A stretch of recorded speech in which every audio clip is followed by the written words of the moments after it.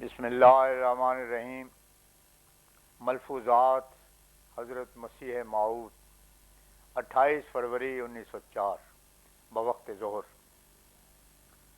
تدبیر اور توکل پر حضور علیہ الصلوۃ والسلام نے ذکر کرتے ہوئے ارشاد فرمایا، فی السماء رزقکم وما توعدون سے ایک نادان دھوکہ کھاتا ہے اور تدابیر کے سلسلے کو باطل کرتا ہے۔ حالانکہ سورہ جمعہ میں اللہ تعالیٰ فرماتا ہے فَانْتَشِرُوا فِي الْأَرْضِ وَابْتَغُوا مِنْ فَضْلِ اللَّهِ، کہ تم زمین میں منتشر ہو جاؤ اور خدا کے فضل کی تلاش کرو۔ یہ ایک بہت ہی نازک معاملہ ہے کہ ایک طرف تدابیر کی رعایت ہو اور دوسری طرف توکل بھی پورا ہو، اور اس کے اندر شیطان کو وساوس کا بڑا موقع ملتا ہے۔ بعض لوگ ٹھوکر کھا کر اسباب پرست ہو جاتے ہیں اور بعض خدا تعالیٰ کے عطا کردہ قوا کو بیکار ماز خیال کرنے لگ جاتے ہیں۔ حضرت صلی اللہ علیہ وسلم جب جنگ کو جاتے تو تیاری کرتے، گھوڑے ہتھیار بھی ساتھ لیتے، بلکہ آپ بعض اوقات دو دو زرہ پہن کر جاتے، تلوار بھی کمر سے لٹکاتے۔ حالانکہ ادھر خدا تعالیٰ نے وعدہ فرمایا تھا واللہ یعصمک من الناس، سورہ مائدہ آیت 68۔ بلکہ ایک دفعہ صحابہ کرام رضی اللہ عنہم نے تجویز فرمایا کہ اگر شکست ہو تو آپ کو جلد مدینہ پہنچا دیا جاوے۔ اصل بات یہ ہے کہ قوی الایمان کی نظر استغناء الہی پر ہوتی ہے اور اسے خوف ہوتا ہے کہ خدا کے وعدوں میں کوئی ایسی مخفی شرط نہ ہو جس کا اسے علم نہ ہو۔ جو لوگ تدابیر کے سلسلے کو بالکل باطل ٹھہراتے ہیں ان میں ایک زہریلا مادہ ہوتا ہے۔ ان کا خیال یہ ہوتا ہے کہ اگر بلا آوے تو دیدہ دانستہ اس کے آگے جا پڑیں، اور جس قدر پیشہ والے اور اہل حرفت ہیں وہ سب کو چھوڑ چھاڑ کر ہاتھ پر ہاتھ رکھ کر بیٹھ جائیں۔ مجلس میں ایک شخص نے چند مسائل حضور سے دریافت کیے اور ان کے جواب حضرت مسیح موعود علیہ السلام نے دیے۔ سائل نے عرض کیا کہ میت کے کل جو تیسرے دن پڑے جاتے ہیں ان کا ثواب اسے پہنچتا ہے یا نہیں؟ فرمایا کل خانی کی کوئی اصل شریعت میں نہیں ہے، صدقہ، دعا اور استغفار میت کو پہنچتے ہیں۔ ہاں یہ ضرور ہے کہ ملانوں کے اس سے ثواب پہنچ جاتا ہے، سو اگر اسے ہی مردہ تصور کر لیا جاوے اور واقعی ملا لوگ روحانیت سے مردہ ہی ہوتے ہیں تو ہم مان لیں گے۔ ہمیں تعجب ہے کہ یہ لوگ ایسی باتوں پر امید کیسے باندھ لیتے ہیں۔ دین تو ہم کو نبی کریم صلی اللہ علیہ وسلم سے ملا ہے، اس میں ان باتوں کا نام تک نہیں۔ صحابہ کرام بھی فوت ہوئے، کیا کسی کے قل پڑے گئے؟ 100 سال کے بعد اور بدعتوں کی طرح یہ بھی ایک بدعت نکل آئی ہوئی ہے۔ ایک طریق اسقاط کا رکھا ہے کہ قرآن شریف کو چکر دیتے ہیں، یہ اصل میں قرآن شریف کی بے ادبی ہے۔ انسان خدا سے سچا تعلق رکھنے والا نہیں ہو سکتا جب تک سب نظر خدا پر نہ ہو۔ سوال: ایک عورت تنگ کرتی ہے کہ سودی روپیہ لے کر زیور بنا دو اور اس کا خامند غریب ہے۔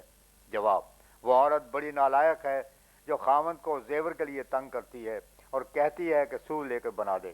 پیغمبر خدا صلی اللہ علیہ وسلم کو ایک دفعہ ایسا واقعہ پیش آیا اور آپ کی ازواج نے آپ سے بعض دنیاوی خواہشات کی تکمیل کا اظہار کیا تو خدا تعالیٰ نے فرمایا کہ اگر ان کو یہ فقیرانہ زندگی منظور نہیں ہے تو ان کو کہہ دے کہ آؤ تم کو الگ کر دوں۔ انہوں نے فقیرانہ زندگی اختیار کی، آخر نتیجہ یہ ہوا کہ وہی بادشاہ ہو گئی۔ وہ صرف خدا کی آزمائش تھی۔ سوال: ایک عورت اپنا مہر نہیں بخشتی۔ جواب: یہ عورت کا حق ہے، اسے دینا چاہیے۔ اول تو نکاح کے وقت ہی ادا کرے ورنہ بعد ازاں ادا کرنا چاہیے۔ پنجاب اور ہندوستان میں یہ شرافت ہے کہ موت کے وقت یہ اس سے پیشتر اپنا مہر خامند کو بخش دیتی ہیں۔ یہ صرف رواج ہے جو مروت پر دلالت کرتا ہے۔ سوال: اور جن عورتوں کا مہر مچھر کی 2 من چربی ہو وہ کیسے ادا کیا جاوے؟ جواب: لا یکلف اللہ نفسا الا وسعها، البقرہ آیت 287۔ اس کا خیال مہر میں ضرور ہونا چاہیے۔ خامند کی حیثیت کو مد نظر رکھنا چاہیے۔ اگر اس کی حیثیت 10 روپے کی نہ ہو تو وہ 1,00,000 روپے کا مہر کیسے ادا کرے گا؟ اور مچھروں کی چربی تو کوئی مہر ہے ہی نہیں۔ یہ لا یکلف اللہ نفسا الا وسعها میں داخل ہے۔ سوال، میت کے لیے فاتحہ خانے کے لیے جو بیٹھتے ہیں اور فاتحہ پڑھتے ہیں، جواب، یہ درست نہیں ہے، بدعت ہے۔ حضرت صلی اللہ علیہ وسلم سے یہ ثابت نہیں کہ اس طرح سب بچھا کر بیٹھتے اور فاتحہ خانے کرتے تھے۔ 6 مارچ 1904، دربار شام۔ شام کو اعلی حضرت مسیح موعود علیہ الصلوۃ والسلام کے دست مبارک پر چند احباب نے بیعت کی، جس پر حضور علیہ الصلوۃ والسلام نے یہ تقریر فرمائی کہ تم لوگوں نے اس وقت جو بیعت کی ہے اس کا زبان سے کہہ دینا اور اقرار کر لینا تو بہت ہی آسان ہے، مگر اس اقرار بیعت کا نبھانا اور اس پر عمل کرنا بہت ہی مشکل ہے، کیونکہ نفس اور شیطان انسان کو دین سے لاپرواہ بنانے کی کوشش کرتے ہیں اور یہ دنیا اور اس کے فوائد کو آسان اور قریب دکھاتے ہیں، لیکن قیامت کے معاملوں کو دور دکھاتے ہیں، جس سے انسان سخت دل ہو جاتا ہے اور پچھلا حال پہلے سے بدتر بن جاتا ہے۔ اس لیے یہ بہت ہی ضروری امر ہے کہ اگر خدا تعالیٰ کو راضی کرنا ہے تو جہاں تک کوشش کرے ساری ہمت اور توجہ سے اس اقرار کو نبھانا چاہیے اور گناہوں سے بچنے کے لیے کوشش کرتے رہو۔ گناہ کیا چیز ہے؟ اللہ تعالیٰ کے خلاف ورزی کرنا اور ان ہدایتوں کو جو اس نے اپنے پیغمبروں خصوصاً حضرت صلی اللہ علیہ وسلم کی معرفت دی ہیں توڑنا اور دلیری سے ان ہدایتوں کی مخالفت کرنا یہ گناہ ہے۔ جبکہ ایک بندے کو خدا تعالیٰ کی ہدایتوں کا علم دیا جاوے اور اس کو سمجھا دیا جاوے، پھر اگر وہ ان ہدایتوں کو توڑتا اور شوخی اور شرارت سے گناہ کرتا ہے تو اللہ تعالیٰ بہت ناراض ہوتا ہے، اور اس ناراضگی کا یہی نتیجہ نہیں ہوتا کہ وہ مرنے کے بعد دوزخ میں پڑے گا، بلکہ اسی دنیا میں بھی اس کو طرح طرح کے عذاب آتے اور ذلت اٹھانی پڑتی ہے۔ دنیاوی حکام کا بھی یہی حال ہے کہ وہ ایک قانون مستر کر دیتے ہیں اور پھر اگر کوئی ان کے احکام کو توڑتا اور خلاف ورزی کرتا ہے تو پکڑا جاتا اور سزا پاتا ہے، لیکن دنیاوی حکام کے عذاب سے اور ان کے قوانینوں احکام کی خلاف ورزی کی سزا سے آدمی کسی دوسری عملداری میں بھاگ جانے سے بچ بھی سکتا ہے اور اس طرح پیچھا چھڑا سکتا ہے۔ مثلا اگر انگریزی عملداری میں کوئی خلاف ورزی کی ہے تو وہ فرانس یا کابل کی عملداری میں بھاگ جانے سے بچ جاتا ہے، لیکن خدا تعالیٰ کے احکام و ہدایات کی خلاف ورزی کر کے انسان کہاں بھاگ سکتا ہے؟ کیونکہ یہ زمین و آسمان جو نظر آتا ہے یہ اسی کا ہے اور کوئی اور زمین و آسمان کسی اور کا کہیں نہیں ہے جہاں تم کو پناہ مل جاوے۔ اس واسطے یہ بہت ضروری ہے کہ انسان ہمیشہ خدا تعالیٰ سے ڈرتا رہے اور اس کے ہدایتوں کے توڑنے یا گناہ کرنے پر دلیر نہ ہو، کیونکہ گناہ بہت بری شے ہے، اور جب انسان اللہ تعالیٰ سے نہیں ڈرتا اور گناہ پر دلیری کرتا ہے تو پھر عادت اللہ اس طرح پر جاری ہے کہ جرأت و دلیری پر خدا تعالیٰ کا غضب آتا ہے، دنیا میں بھی اور آخرت میں بھی۔ دنیا میں 2 قسم کے دکھ ہوتے ہیں، بعض دکھ اس قسم کے ہوتے ہیں کہ ان میں تسلی دی جاتی ہے اور صبر کی توفیق ملتی ہے، فرشتے سکینت کے ساتھ اترتے ہیں۔ اس قسم کے دکھ نبیوں اور راست بازوں کو بھی ملتے ہیں اور وہ خدا تعالیٰ کی طرف سے بطور ابتلا آتے ہیں، جیسا کہ اس نے وَلَنَبْلُوَنَّكُمْ بِشَيْءٍ مِّنَ الْخَوْفِ میں فرمایا ہے، البقرہ آیت 156۔ ان دکھوں کا انجام راحت ہوتا ہے اور درمیان میں بھی تکلیف نہیں ہوتی، کیونکہ خدا کی طرف سے صبر اور سکینت ان کو دی جاتی ہے۔ مگر دوسری قسم دکھ کی وہ ہے جس میں یہی نہیں کہ دکھ ہوتا ہے بلکہ اس میں صبر و ثبات کھویا جاتا ہے، اس میں نہ انسان مرتا ہے نہ جیتا ہے اور سخت مصیبت اور بلا میں ہوتا ہے۔ یہ شامت اعمال کا نتیجہ ہوتا ہے جس کی طرف اس آیت میں اشارہ ہے، ما فابکم من مصیبت فبما کسبت ایدیکم، الشورى آیت 31۔ اور اس قسم کے دکھوں سے بچنے کا یہی طریق اور علاج ہے کہ وہ اللہ تعالیٰ سے ڈرتا رہے، کیونکہ دنیا کی زندگی چند روزہ ہے اور اس زندگی میں شیطان اس کی طاق میں لگا رہتا ہے اور کوشش کرتا ہے کہ اس کو خدا سے دور پھینک دے، اور نفس اس کو دھوکہ دیتا رہتا ہے کہ ابھی بہت عرصے تک زندہ رہنا ہے، لیکن یہ بڑی بھاری غلطی ہے۔ اگر انسان اس دھوکے میں آ کر خدا تعالیٰ سے دور جا پڑے اور نیکیوں سے دستکش ہو جاوے، موت ہر وقت قریب ہے اور یہ زندگی دارالعمل ہے۔ مرنے کے ساتھ ہی عمل کا دروازہ بند ہو جاتا ہے، اور جس وقت یہ زندگی کے دم پورے ہوئے پھر کوئی قدرت اور توفیق کسی عمل کی نہیں ملتی، خواہ تم کتنی کوشش کرو، مگر خدا تعالیٰ کو راضی کرنے کے واسطے کوئی عمل نہیں کر سکو گے، اور ان گناہوں کی تلافی کا وقت جاتا رہے گا اور اس بدعملی کا نتیجہ آخر بھگتنا پڑے گا۔ خوش قسمت وہ شخص نہیں ہے جس کو دنیا کی دولت ملے اور اس دولت کے ذریعہ ہزاروں آفتوں اور مصیبتوں کا مورد بن جائے، بلکہ خوش قسمت وہ ہے جس کو ایمان کی دولت ملے اور وہ خدا کی ناراضگی اور غضب سے ڈرتا رہے اور ہمیشہ اپنے آپ کو نفس اور شیطان کے حملوں سے بچاتا رہے، کیونکہ خدا تعالیٰ کی رضا کو وہ اس طرح پر حاصل کرے گا۔ مگر یاد رکھو کہ یہ بات یوں ہی حاصل نہیں ہو سکتی، اس کے لیے ضروری ہے کہ تم نمازوں میں دعائیں کرو کہ خدا تعالیٰ تم سے راضی ہو جائے اور وہ تمہیں توفیق اور قوت عطا فرمائے کہ تم گناہ آلود زندگی سے نجات پاؤ، کیونکہ گناہوں سے بچنا اس وقت تک ممکن نہیں جب تک اس کی توفیق شامل حال نہ ہو اور اس کا فضل عطا نہ ہو، اور یہ توفیق اور فضل دعا ہی سے ملتا ہے۔ اس واسطے نمازوں میں دعائیں کرتے رہو کہ اے اللہ ہم کو ان تمام کاموں سے جو گناہ کہلاتے ہیں اور جو تیری مرضی اور ہدایت کے خلاف ہیں بچا، اور ہر قسم کے دکھ اور مصیبت اور بلا سے جو ان گناہوں کا نتیجہ ہے بچا، اور سچے ایمان پر قائم رکھ، آمین۔ کیونکہ انسان جس چیز کی تلاش کرتا ہے اس کو ملتی ہے، اور جس سے لاپرواہی کرتا ہے اس سے محروم رہتا ہے۔ جو ایندھا یا بندہ مثل مشہور ہے، مگر جو گناہ کی فکر نہیں کرتے اور خدا تعالیٰ سے نہیں ڈرتے وہ پاک نہیں ہو سکتے۔ گناہوں سے وہی پاک ہوتے ہیں جن کو یہ فکر لگی رہتی ہے۔ بہت سے آدمی اس دنیا میں ایسے ہیں کہ ان کی زندگی ایک اندھے آدمی کی سی ہے، کیونکہ وہ اس بات پر کوئی اطلاع ہی نہیں رکھتے کہ وہ گناہ کرتے ہیں یا گناہ کسے کہتے ہیں۔ عوام تو عوام، بہت سے عالموں فاضلوں کو بھی پتہ نہیں کہ وہ گناہ کر رہے ہیں، حالانکہ وہ بعض گناہوں میں مبتلا ہوتے ہیں اور کرتے رہتے ہیں۔ گناہوں کا علم جب تک نہ ہو اور پھر انسان ان سے بچنے کی فکر نہ کرے تو زندگی سے کوئی فائدہ نہ اس کو ہوتا ہے نہ دوسروں کو، خاص 100 برس کی عمر بھی کیوں نہ ہو جاوے۔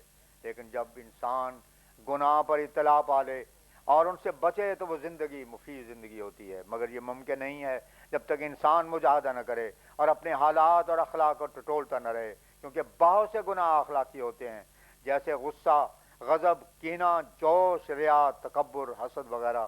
یہ سب بد اخلاقیاں ہیں جو انسان کو جہنم تک پہنچا دیتی ہیں۔ انہی میں سے ایک گناہ جس کا نام تکبر ہے شیطان نے کیا تھا۔ یہ بھی ایک بدخلقی ہی تھی، جیسے لکھا ہے ابا واستکبر البقرہ آیت 35۔ اور پھر اس کا نتیجہ کیا ہوا؟ وہ مردود خلائق ٹھہرا اور ہمیشہ کے لیے لعنتی ہوا۔